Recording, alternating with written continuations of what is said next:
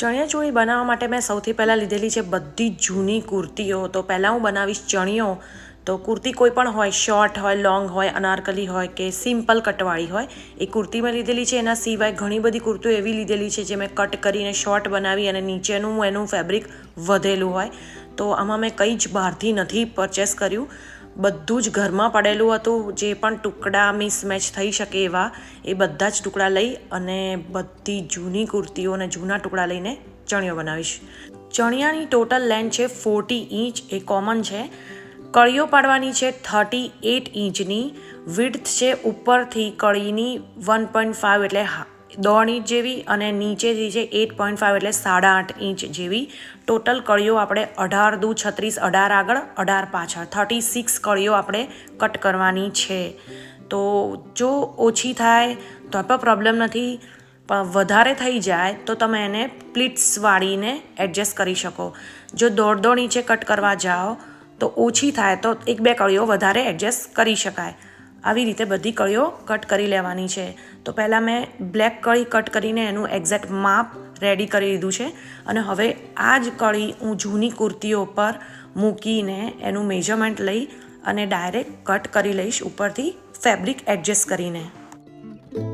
જ્યારે પણ આપણે આવી રીતે કુર્તીમાંથી કટિંગ કરીને ચણિયો કે કંઈ પણ બનાવતા હોય, જો વધે કાપડ તો રહેવા દેવાનું.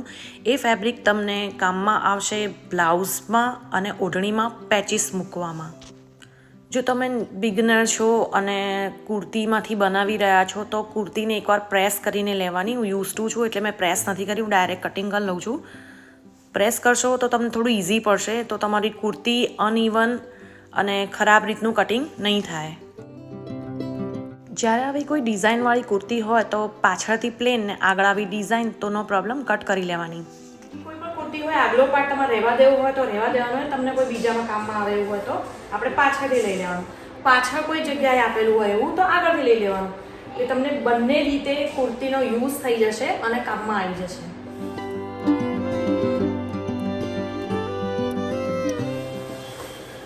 જ્યારે આપણી પાસે કોઈ આવા પીસ હોય કે કોઈ શોર્ટ કુર્તી હોય, આ લાઈક શોર્ટ કુર્તી છે તો મારી આખી કળી નહીં નીકળે તો ચિંતા નહીં કરવાની. એમાં આટલી જ આપણે કળી લઈશું, આટલી જ. અને બાકીના જે નીચેના જે પટ્ટા છે ને, તમે ટુકડા લઈને એ પણ આપણે કરીશું. એ કેવી રીતે કરવાનું છે એ પણ હું તમને આગળ બતાવું છું. કોઈ પણ કલર મેચ કર્યા વગર છે એને મિસમેચ એને અરેન્જ કરી લીધા છે આ રીતે. અને જે નાના પીસ હતા કળીના એ મેં રહેવા દીધા છે. એ હું બાકીના એક સળંગમાં એડ કરી દઈશ અને નીચે હું બીજી રીતના એડ કરી દઈશ. તો આવી રીતે એડ કરી અને એને જોઈન કરવાના છે. અને જોઈન કરતી વખતે આપણે વચ્ચે લેસ પણ લગાવી શકીએ જો આપણી પાસે અવેલેબલ હોય તો હું એ પણ જોઈ લઉં છું કે વધારે કેવી રીતે સારો ગેટઅપ આવી શકે. આજે છે એમાં હું એડજસ્ટ કરીશ. જે મારી પાસે એક કુર્તી હતી જે મેં કોડ સેટ બનાવેલો હતો, એ આવી ઘેરવાળી હતી, તો મેં નીચેથી એનો આખો પટ્ટો કાપી લીધેલો હતો. તો આ હું અહીંયાથી ચપટી વાળી એની પ્લીટ્સ અહીંયા બનાવીશ અને આ પટ્ટામાં હું એની પ્લીટ્સ એડ કરીને રેડી કરી દઈશ. તો એક આ રીતે થઈ જશે.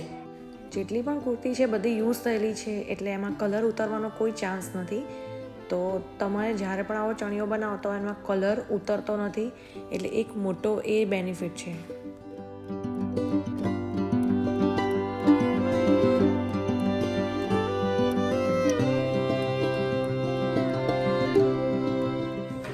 આ કુર્તીમાં મેં નીચેથી પ્લીટ્સ લઈ લીધી છે અને બાકી હવે થોડુંક પાર્ટ અહીંયા ખૂટ્યું હતું ફેબ્રિક, તો મેં બીજી કુર્તીમાંથી જે પીસ વધેલો હતો આટલો નીચેનો, તો એ હું આને કટ કરીને અહીંયા એડ કરી દઈશ. એટલે આટલું પોર્શનમાં બ્લુ કલર આવી જશે.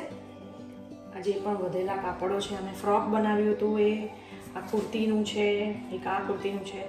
તો આ બધા ટુકડાને હું કટ કરીશ, મિસમેચ કરી અને નીચે અહીંયા ઝૂલ જેવું બનાવી દઈશ કે જે મારો પાર્ટમાં લેન્થ ઓછી છે ત્યાં. જે બેલ્ટ છે એ હવે આપણે ઉપર એડ કરવાનો છે. તો એક કાપડ પડી રહ્યું હતું એમાંથી જ બનાવ્યો છે.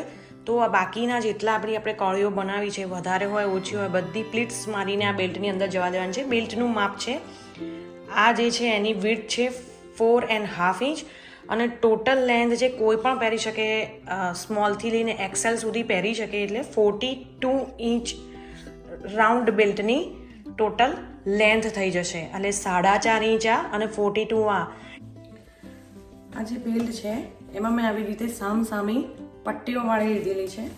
હવે બેલ્ટનો જે મિડલ પાર્ટ છે એક આ, એટલે આપણે કહીએ છીએ મધ્ય, અને આ જે કળીઓ આપણે કરી છે રેડી, જો તમારી કળીઓ ઓછી હોય અને આખા બેલ્ટમાં સેટ થતી હોય તો સીધું સ્ટીચ કરી દેવાનું. મારે એટલું કળીઓ વધારે છે અને આનું મધ્ય લઈ લેવાનું, આનું મિડલ પાર્ટ લેવાનું, આ બાજુથી આ બાજુ સુધીનો.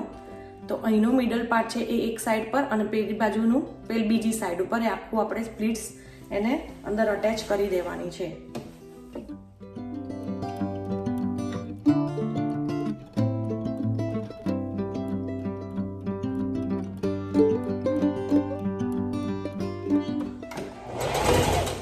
આમાં તમને ઝીપ એડ કરવી હોય ચણિયાની અંદર તો તમે કરી શકો, પણ મેં ઝીપ એડ કરી નથી બિકોઝ ઇનફ સ્પેસ છે કાઢવા માટે, અને મેં એને સિમ્પલ આવી રીતે સિલાઈ મારી દીધી છે બંને બાજુ. અને હવે એની ઉપર હું લેસ લગાવી દઈશ.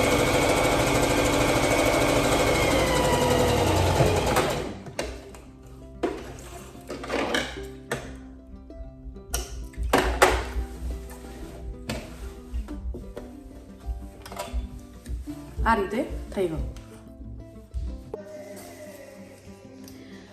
હવે આપણો આ ચણિયો રેડી થઈ ગયો છે. તો કમ્પ્લીટ તમે જોઈ શકો છો અહીંયા મેં આવી રીતે નાડું લગાવી દીધું છે અને આ ઉપર લેસ એડ કરેલી છે. તો હવે જે આપણને પાર્ટ, આ વસ્તુ ખાસ ધ્યાનમાં રાખવાની, ડેકોરેશન કરવાનું તમારી ઉપર છે, બટ જો તમને કોઈ પાર્ટ ડલ પડતો હોય એવું લાગતો હોય, લાઈક આ પાર્ટ એકદમ સિમ્પલ લાગે છે, તો આવી રીતે મારી પાસે કોઈ જ વસ્તુ નથી લેસ કે એવું વધારે કંઈક ડેકોરેટ કરવા માટે નવરાત્રિને લીધે, તો હું આવું કોઈ બી લેસ મારી પાસે જે પડેલી છે હું એડ કરી દઈશ. તો આ પણ બધી કુર્તીઓમાંથી જ નીકળેલી છે, તો આને આપણે એડ કરી દઈશું. એક આ કુર્તીની પટ્ટી છે જે નીચેના પાર્ટમાં આવતી હોય છે એ મેં લીધેલી છે આવી. એના સિવાય તમારી પાસે કોઈ પણ કુર્તીના કટિંગમાં આવું કંઈ પણ નીકળ્યું હોય તો આ બધું રહેવા દેવાનું અને આ જ બધું આપણે યુઝમાં લેવાનું છે. એવું પણ કંઈ ના હોય તો આવી રીતના પાઉચ મળતા હોય છે, તો આમાંથી પણ તમે આ કટ કરી અને આવું કંઈ પણ તમે લગાવી શકો, તો એ પ્રમાણે ડેકોરેટ થઈ જાય છે. તો ચણિયો આપણો આખો આવી જ રીતે રેડી કરવાનો છે.